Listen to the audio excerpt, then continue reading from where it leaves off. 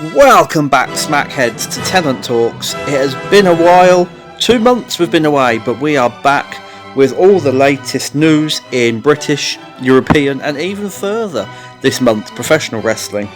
I hope you've been well. I hope you've had a good 2 months. I apologise for the absence, but you know, life can sometimes take strange turns.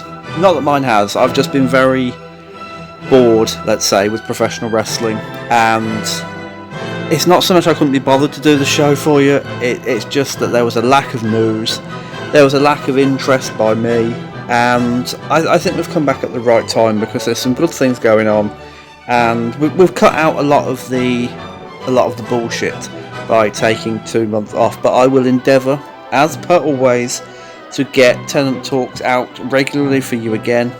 I know some of you have missed it, some of you have even contacted me on Twitter about it, so thank you very much for the interest there. And here we go. Tennant Talks, Issue 7. Here are your main stories.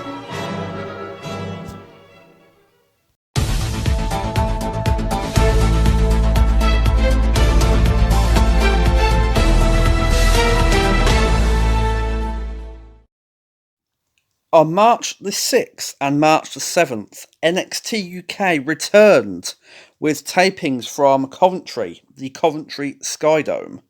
It's where they were a year ago last February, to be exact. Now, these tapings are going to take us right up to NXT UK Takeover Dublin. More on that to come in just a few minutes. And of course, the first television show, I should say, following Dublin will be recorded prior to TakeOver. Now, I'm not going to go through all the results because I don't want to spoil it for people listening who don't watch it, or people who are listening and who do watch it, because me and Travis will be back weekly, as we've kept a good schedule so far.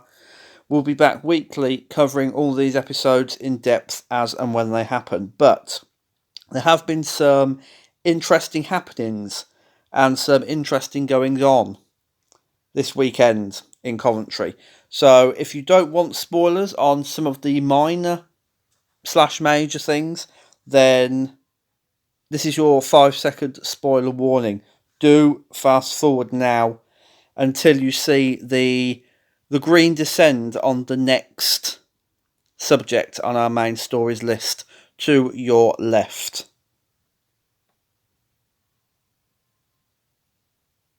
Okie doke.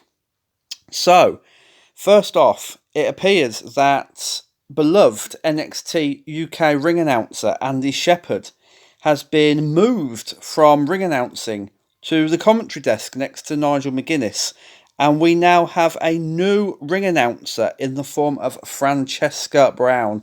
Now, Francesca Brown is new to NXT UK. She's new to all of us. In fact, I had to look her up to see who she was. She has been in several movies, none that I've heard of. You've probably never heard of either. They all sound like B-list movies. And she's said to have a strong resemblance to Katy Perry. Now, I couldn't find much out about her on Google, so I'm assuming right now that she's American, which doesn't really fit in with the whole NXT UK thing. But I know a lot of people weren't happy about this because if you've ever attended an NXT UK live event, then Andy Shepherd really is the beating heart of what goes on before, during, and after the cameras roll. He has this thing with the audience where we all tease him when he gets in the ring, and it's a good laugh. He's a good laugh, but now he's moved to commentary. I don't think we will get that. But, you know, it's a huge move for him next to Nigel on the commentary desk, and it's well deserved. Andy Shepherd has been here since day one, and I couldn't be happier for him. Finn Balor made a special appearance, several in fact, over the course of the weekend, and called out Walter following Imperium's attack on Finn Balor on NXT television. Sadly, by the end of the taping, this seemed to have been completely forgotten about, and Balor and Tyler Bate were instead involved in a story together. More on that in just a little bit. Ilya Dragunov defeated A-Kid in a match which is said to be exceptional. That will be coming up very shortly on Union Smack's NXT UK review.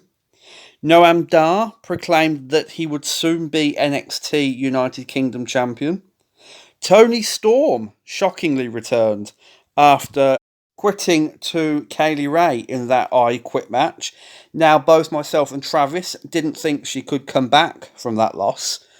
A babyface saying I quit in an I Quit match for almost, no apparent reason. But she did. She defeated Isla Dawn. This possibly hints at a heel turn. I haven't heard anything to the contrary. But if she's staying in NXT UK, then it would make sense that she's going to be a heel now. She's done everything she can as a babyface. The loss of the NXT United Kingdom Women's Championship could be used to turn her. And let's see where this goes. I think she should be in NXT by now, but she's sticking with NXT UK. The most important piece of news, however, to come out of these tapings were Ilya Dragunov won a battle royal to become the new number one contender to Walter and the NXT United Kingdom Championship. Though nobody really knows, and it was never confirmed when he will cash in that shot, it is believed it will be the main event of NXT UK Takeover Dublin, which should thrill the Irish fans, I'm sure. Now, shockingly, no matches were announced for Takeover, although there were two almost certainly set up. So what we're going to do now is we're going to go through the presumed card and take this with a pinch of salt, because right now, away from the United Kingdom Championship and the United Kingdom Women's Championship, this card could be almost anything, which is shocking considering that this is it. There's no more tapings before we reach Ireland. It's done. So what will take place in Ireland, I am assuming, will be announced weekly on NXT television with graphics and backstage shenanigans with Johnny Saint and Sid Scala. So this is how I see the TakeOver Dublin card panning out. Let's see in 6 weeks' time if I was right or how close we actually were. So, at the top of the card, Walter versus Ilya Dragunov for the NXT UK Championship. This is almost guaranteed to be the main event of the show, and it's now likely that Walter will face Finn Balor at NXT Tampa before this. They did set this up in Blackpool, if we cast our minds back, with Walter and Dragunov coming to blows during the main event with Joe Coffey. But this likely won't be announced until 2 to 3 days before Dublin goes live, because though Dragunov won the match, won the Battle Royal, it was the last thing on the very last taping. So that will air 2 to 3 days before TakeOver Dublin, which it's not a lot of time to hype your main event at all. I'm surprised I've left it that late. Next on the card will be, certainly, Kaylee Ray versus Piper Niven for the NXT UK Women's Championship. This has been in the pipeline now for months, absolute months, and was furthered when Niven came to the aid of Toni Storm a few weeks back during that I Quit match. In Coventry, Niven also came to the aid of Dani Luna when Kaylee Ray attacked her, and a tag team match that will air on NXT UK television will see Kaylee Ray and Ginny defeat Piper Niven and Dani Luna. I just want to say I like that they're featuring Dani Luna more now. She's a great talent. So, the rest of the card could, and I'm thinking will shape up thus. Finn Balor versus Tyler Bate. WWE will want their most important Irish stars on the card. We might even see a appearance from Sheamus at some point. But this match was first set up at Worlds Collide all the way back in January, when Tyler Bate stopped Finn Balor attacking Johnny Gargano and Tommaso Ciampa. Then we got to Coventry, and Finn Balor defeats Alexander Wolf, and then gets on the microphone and asks who's next and who's left. And following that, out comes Tyler Bate, and a big brawl. That would certainly suggest that they are headed to TakeOver Dublin, and what a match that should be. Next up could be Jordan Devlin versus Noam Dar for the NXT Cruiserweight Championship, though this could also be Travis Banks. If it goes ahead, Devlin versus Dar, then obviously Devlin has to be on this card because it's in Dublin, and you have to appease the Irish crowd, otherwise you're not going to get out there alive.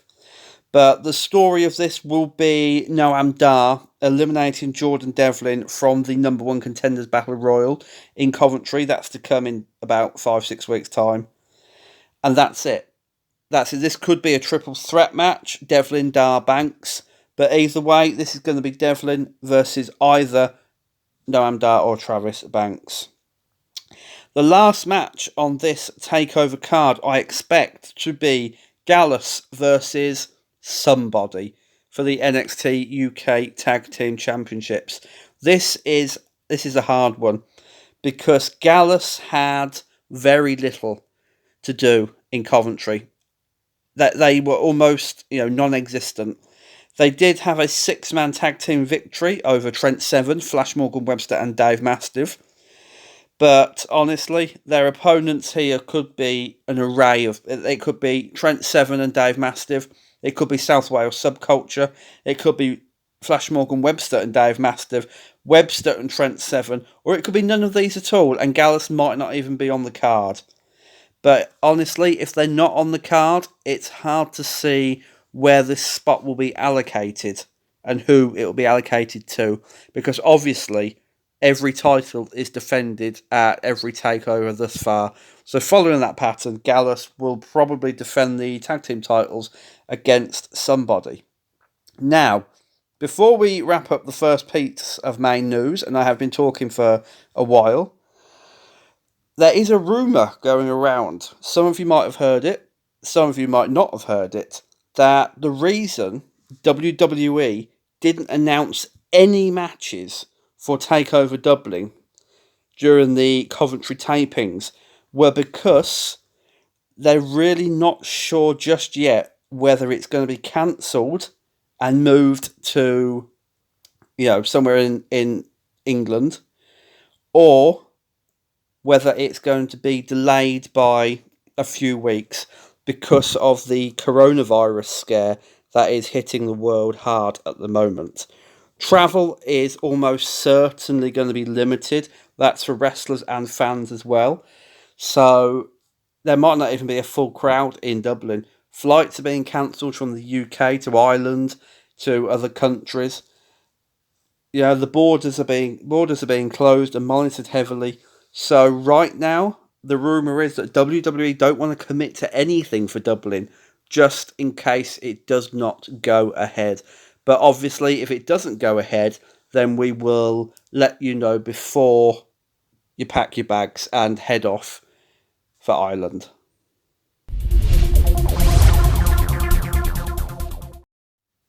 It was announced this past week that WWE and All Japan Pro Wrestling were in talks about a potential partnership to kickstart NXT Japan. Now, NXT Japan, along with NXT Germany, have been in the works now since NXT UK took off on the WWE network in October 2018. I've heard numerous, rumours that said NXT Japan is just around the corner. That was at the beginning of 2019, that NXT Germany would follow, etc. But WWE obviously hope to have both of these projects off the ground already. But I it's no shock that they haven't, since it took them a year and 10 months.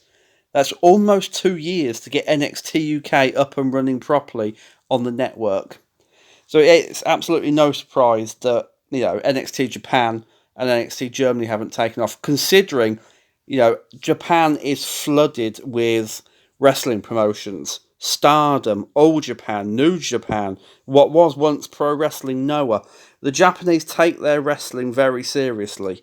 And for WWE to break into, the territory, the country, with a new promotion, it's even riskier than NXT UK was.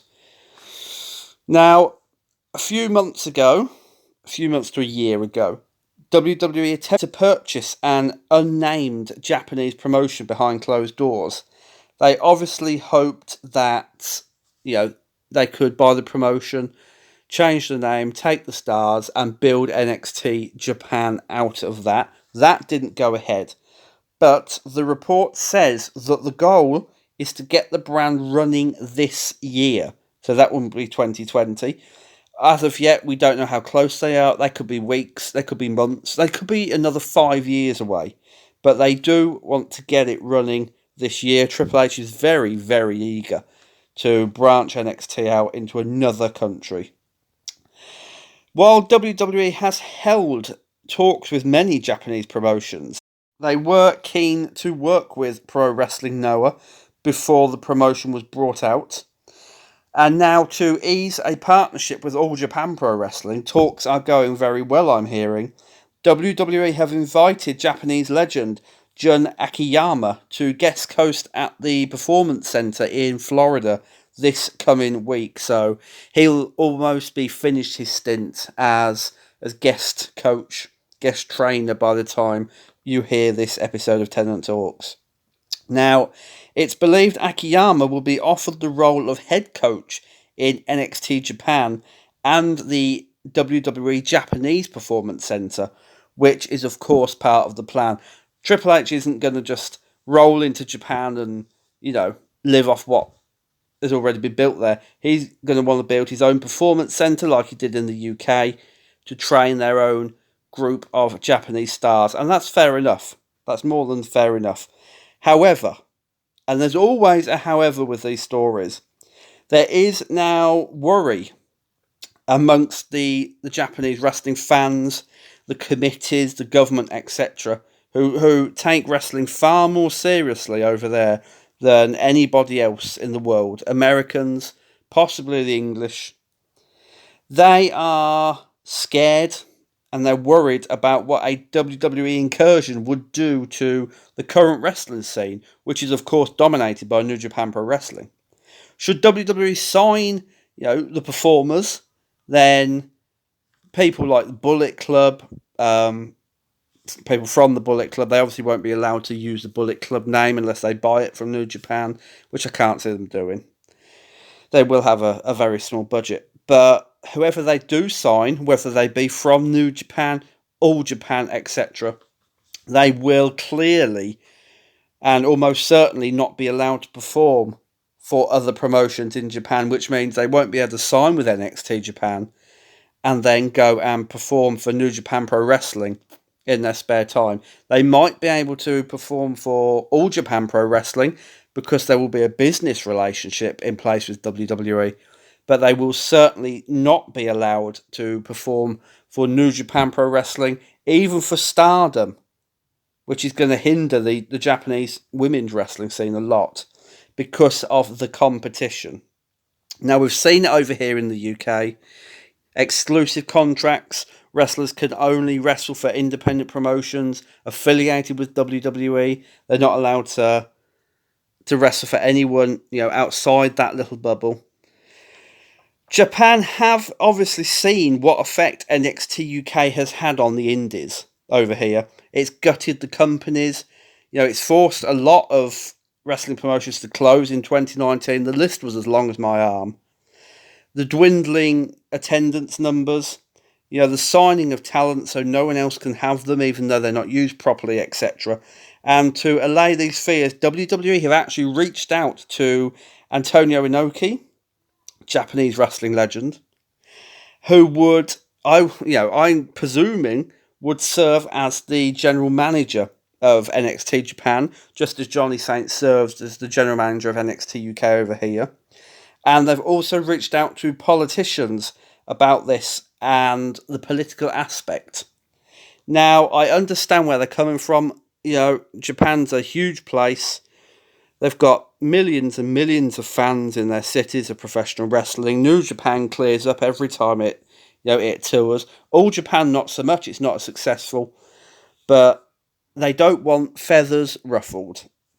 But on the other hand, this could be great for current WWE stars such as Shinsuke Nakamura, Io Shirai, Akira Tozawa, etc. Because I know a lot of these names aren't happy in WWE. A lot of these names aren't doing anything in the main roster or in NXT. I've heard more than one report of Io Shirai not being happy, wanting to go home. But this means that they can stay with WWE on WWE wages and still go home and be used better than they are. I don't for 1 minute believe that NXT Japan wouldn't have Shinsuke Nakamura as its Pete Dunne. This could be huge for the Japanese wrestlers that already exist on WWE's payroll. Now, Triple H has already made his intentions known to sign Okada. He did say a few weeks back that he would do anything to sign and work with Okada. It could be a possibility. Okada's done just about everything he can in New Japan Pro Wrestling. And while, the marks and the cretins sit there and say Okada would never desert New Japan, you can't say that. You can't say that for sure. People want a challenge, and if you're not challenged in, your current company, in your current role, if you've done everything there is to do, then there's going to be a part of you, and there's going to be a part of Okada when NXT Japan comes around that thinks, adding the NXT Japanese Championship, because there's obviously going to be one, to my list of accolades, is surely something he's going to want to do, just so he can say he's done it. So I don't think you can say Okada will never desert New Japan Pro Wrestling, because I think there's a chance he might. NXT Japan will happen. It will undoubtedly impact Japanese wrestling and the Japanese wrestling scene. How much, however, we will have to wait and see.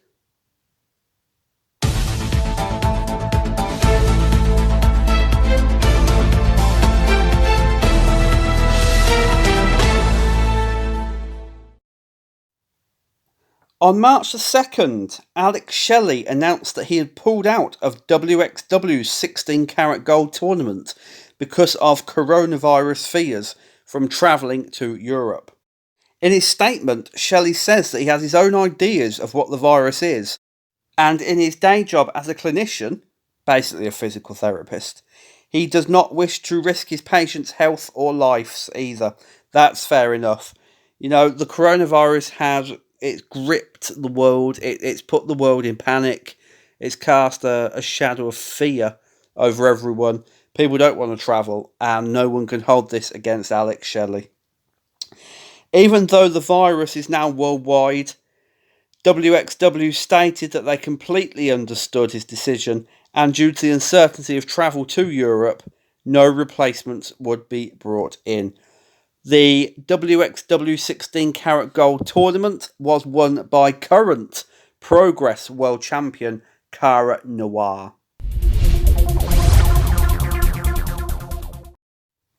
On March the 8th, Progress made 2 announcements. These announcements were that Chapter 106, Your Granny on Bongos, will love that name, will emanate on May the 9th from the O2 Ritz in Manchester, England. And then one night later, Chapter 107, Something Good, will take place at the O2 Academy in Leeds. No matches have been announced for these yet, though we will keep you up to date when they are. Also announced for the Progress Tampa Tour on April the 2nd, Jordan Devlin will take on Travis Banks and Kyle Fletcher in a triple threat match.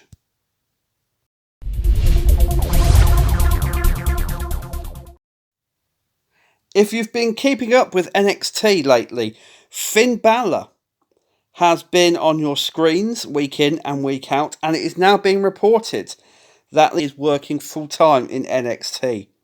This has ruffled feathers in the locker room, and even with fans asking if he's even worth it anymore, because his performances thus far haven't been the usual standard. And if we're being honest, they've often been quite dull. On top of this, he's doing far less. He's got a lighter schedule, leading WWE to try and get their money's worth from him by involving him in NXT UK. It will be interesting to see how people start treating Finn Balor in the locker room.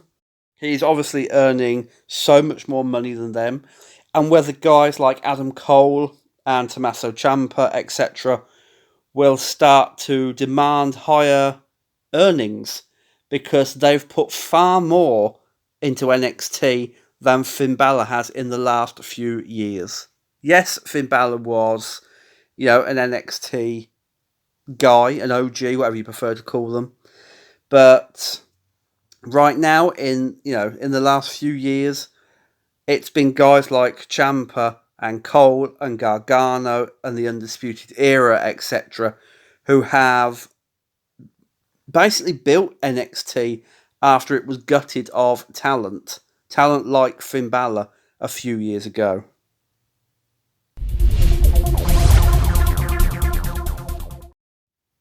On February the 27th, James Drake put out a definitive tweet in reply to a picture of the Grizzled Young Veterans beating the Hunt on NXT UK, saying thanks for the memories. This obviously led to mass panic from the NXT UK audience on whether Grizzled Young Veterans were done in NXT UK, and they had their confirmation a few days later on March the 2nd, when James Drake put out another tweet saying, "In a bit, England." Now, this has followed weeks worth of tweets from Drake saying goodbye to, things like his car and his home, etc.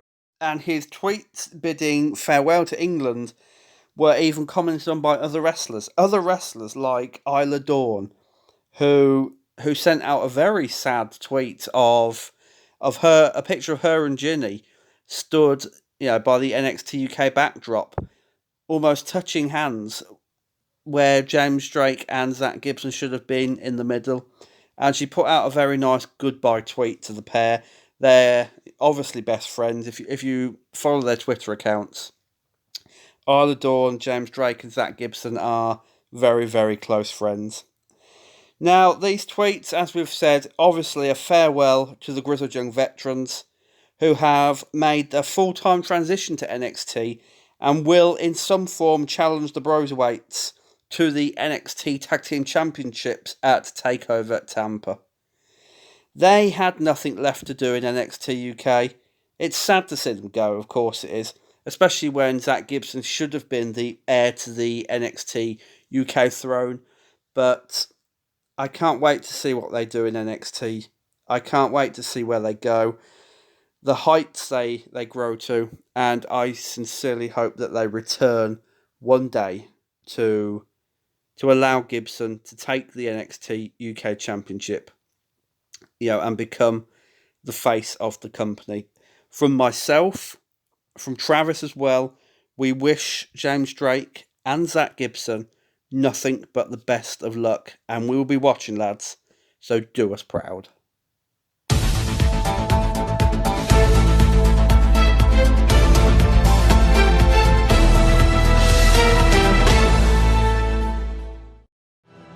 And that is all for issue 7 of Tennant Talks. Do you know what? We might have been away 2 months, but I don't feel we've lost a beat.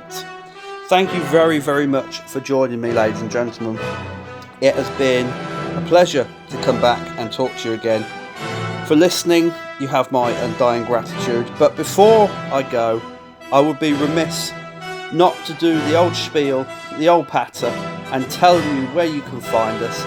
So you can find me on Twitter at The Perfect Tenant. You can find Travis on Twitter at The HibickyTMD. You can buy our official merchandise, the official Union Smack shirt, Tennant Talk shirt, Union Smack Hall of Fame shirt, which is returning very, very shortly. the official Reset Button shirt, the official Hibiki TMD shirt, more to be added soon, from our online shop, unionsmack.bigcartel.com. Do not forget to tune in to the NXT UK review every week on this channel, so do stay tuned. Go and listen to Travis and Colin on The Alternative, Travis's new show, the Major League Wrestling Podcast, where you will find him talking about MLW, a promotion and subject I know a lot of you are unfamiliar on. And do not forget to return to the channel for Hibiki Pro, Hibiki Live, Terry Plays, Hibiki Quickie, and all the Hibiki goodness. Thank you once again for listening. Do be safe out there. Do be careful. Take care of yourselves, my friends. And I will see you next time. For now, good luck, good night, and goodbye.